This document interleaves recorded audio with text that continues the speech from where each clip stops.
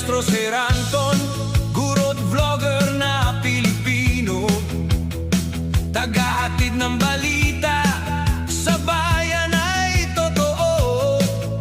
Mga benepisyo ng guro, kanyang tinatalakay. Sa video natin ngayon mga maestro ay pag-usapan pa rin natin itong tungkol sa 6 months loan grace period na ipinag-uutos po ng Bangko Sentral ng Pilipinas or ng BSP. Ayan, so kung maalala po ninyo mga maestro, kahapon po ay nagawa tayo ng video tungkol dito na kung saan ay pinakita po natin yung post mismo. Ayan, ito po yon, yung post mismo ng BSP sa kanilang official Facebook page, and at the same time po yung memorandum ano po mga maestro patungkol nga dito. Ayan, so kasi mga nagtatanong po doon sa video na in-upload ko kahapon kung ito ba talaga ay legit ano po mga maestro. Kung sa legitimacy, ito po ay legit ano po yung 6 months loan grace period na ipinag-uutos po ng Bangko Sentral ng Pilipinas ano via this memorandum no po, yung memorandum number M2-2026-014. Yan po yung regulatory relief measures in relation to the declaration of a state of national energy emergency. Ayan, ang cover po niyan ay mga BSP supervised financial institution. So legit po ito ano, legit po itong information na ito mga maestro. Ngayon, kung pag-uusapan naman natin kung kasama ba ang DepEd, kasi yan po yung mga nagko-comment doon, kasama ba yung DepEd? Ayan, then yung mga PLIs natin, syempre, tayo naman ay talagang sa PLI tayo nanghihiram, ano po mga maestro.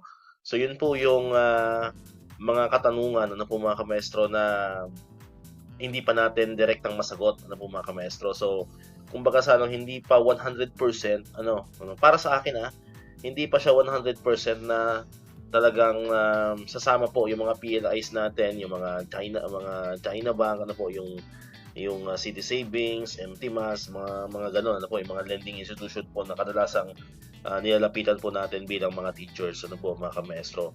Alright, kaya hindi natin masisigurado na ito nga ba ay good news na para sa DepEd, no? Hindi natin pwedeng sabihin na 100% good news na ito. So, sabi ko naman dun sa video ay abangan po natin, ano po mga maestro, abangan po natin ang magiging stand po dito ng mga PLIs po natin. And sabi ko nga sa inyo, mas maganda ay nakafollow tayo sa kanilang mga Facebook page ng mga PLIs po natin. Ano po, para if ever mayroon silang mga pinopost patungkol dito, agad po tayo na i-inform.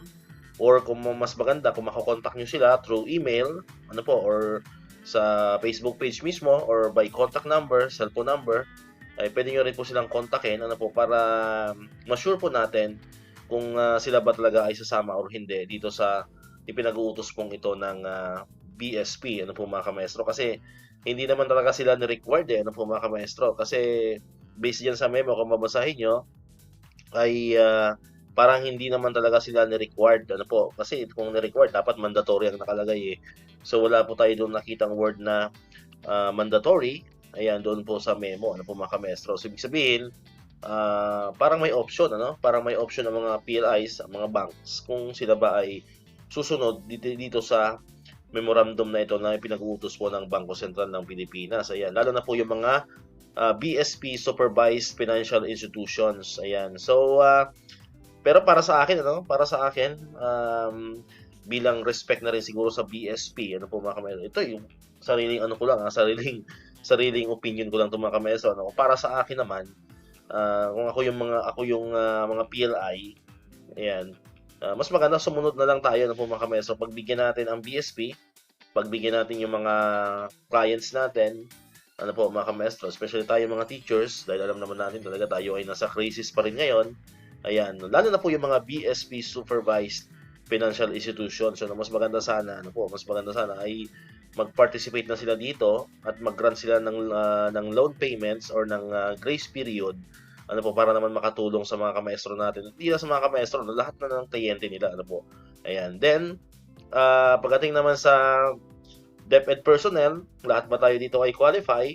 So yun ang ibang tanong din to, lahat ba tayo ay eligible or automatically eligible dito sa loan grace period na ito if ever man ito ay ma-approve or matuloy? tingin ko ay hindi, ano po mga kamaestro. So, hindi automatically eligible. So, tingin ko ay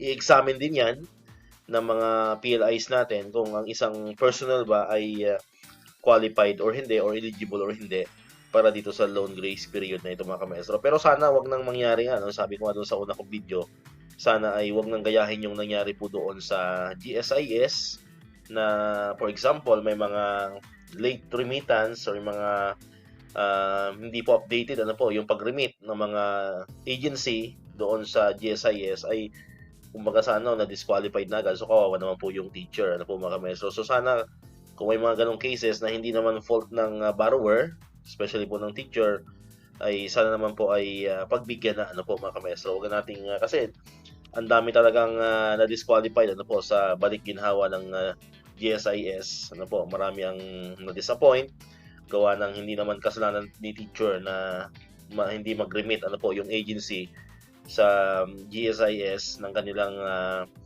ng kanilang monthly amortization. Ayan, pero DQ pa rin sila ano po mga kamaestro. And sana yung mga nagre-loan din, ayan, yung mga nagre-loan, sana ay mapagbigyan din. Isa pa rin yan sa naging issue po ano dun sa balik ginhawa program. And then sana, isa pa to sa matinding usapin dyan mga kamaestro, ano po, yung tungkol naman sa accrued interest. Ayan.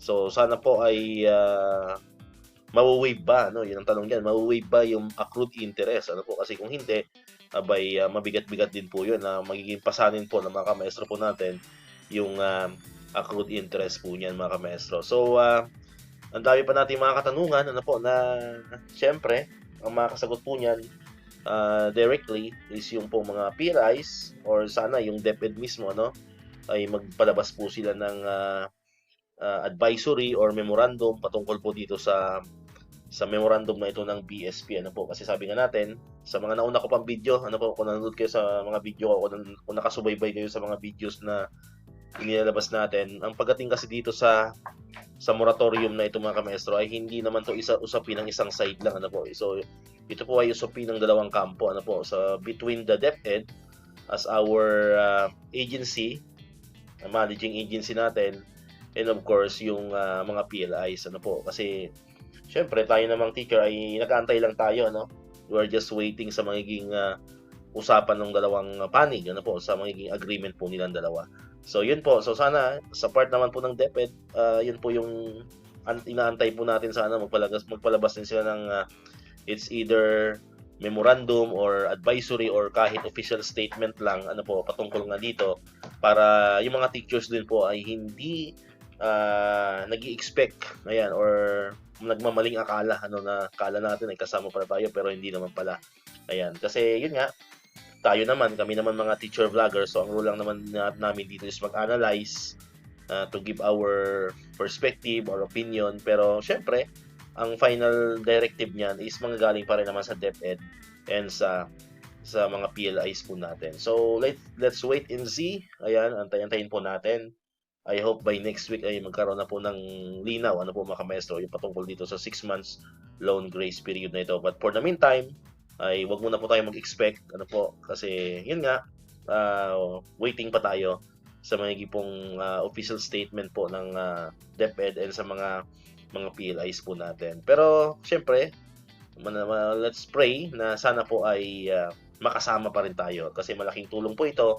Ayan. And syempre, sabi ko ang parating naman nating wini-wish ay dapat ay kung ma-approve man or mag-participate man ng mga PLI, sana po ay kumbaga sana hindi siya mandatory sa lahat ng teachers. Ano, yung gusto lang sila ang pagbibigyan. Yung ayaw, okay lang. Wag nating gagawing mandatory. Ano po kasi may mga teachers din na ayaw. Ano po? Ayaw, hindi sabi ko hindi naman sa mapera, no. Ayaw lang talaga nilang mag-extend yung kanilang loan payment. All right? So yan, kung ano pa yung mga opinion nyo tungkol dito, muli you are free na mag-comment po dyan sa ating pong comment section. Ayan, wag po kayo mahihiya. Ayan, libre lang po yan. Ano po ba yung masasabi nyo patungkol pa rin dito sa issue na to about sa 6 months loan grace period ng BSP. Alright, so dito ko natatapusin yung ating video ngayon mga kamaestro. Kung di ka pa nakakapag-subscribe, click mo na ang subscribe button dyan para ikaw yung unang nakapanood ng mga videos na ina-upload natin. Katulad dito, yung mga updates pa rin about sa loan payment and other benefits sa mga teachers and government employees. And syempre, click mo na rin ang notification bell button para manonotify ka, always updated ka pag may magbago tayong uploaded na video. Sa muli, maraming salamat sa inyong panonood at pakikinig. Once again, El Maestro. See you on my next vlog. Bye-bye!